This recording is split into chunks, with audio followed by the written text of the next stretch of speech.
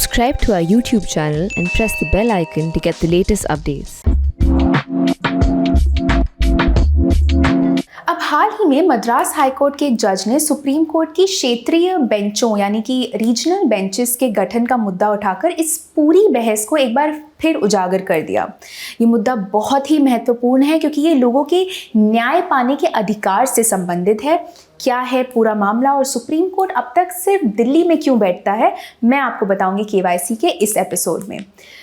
अब इस समय भारत में एक सुप्रीम कोर्ट और 25 हाई कोर्ट्स हैं।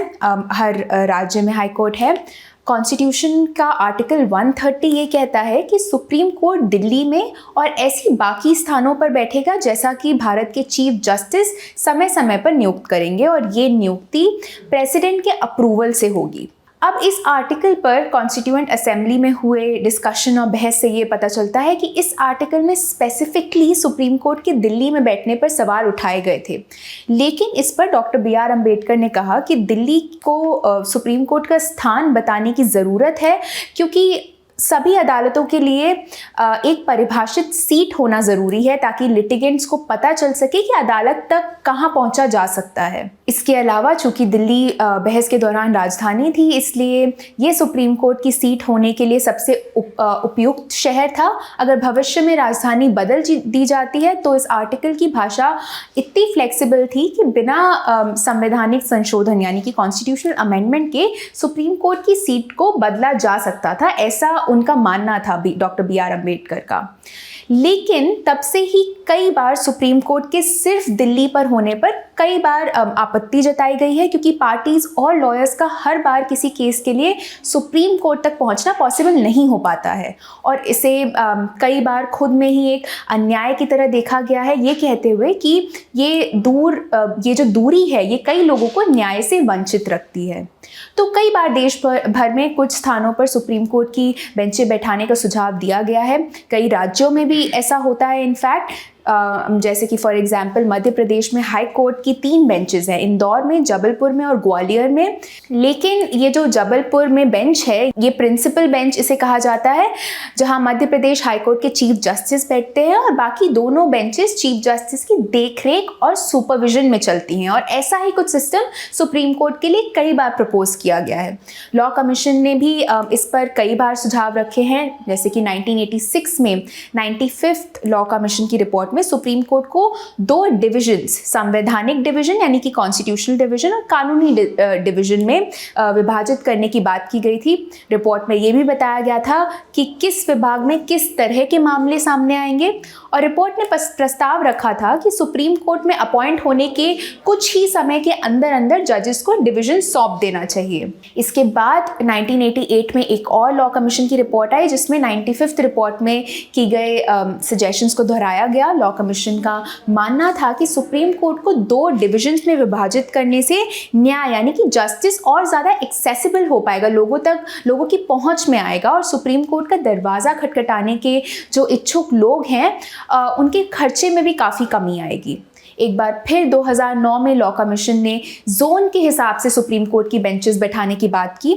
इसमें बात की गई थी दिल्ली में नॉर्दर्न रीजन या जोन की, चेन्नई या हैदराबाद में सदर्न जोन की, कलकत्ता में ईस्टर्न जोन की और मुंबई में वेस्टर्न जोन बनाने की बात की गई थी। इन 4 बेंचों का काम उस स्पेसिफिक क्षेत्र के हाई कोर्ट्स के आदेशों से आने वाली अपील्स के काम को संभालना बताया गया था।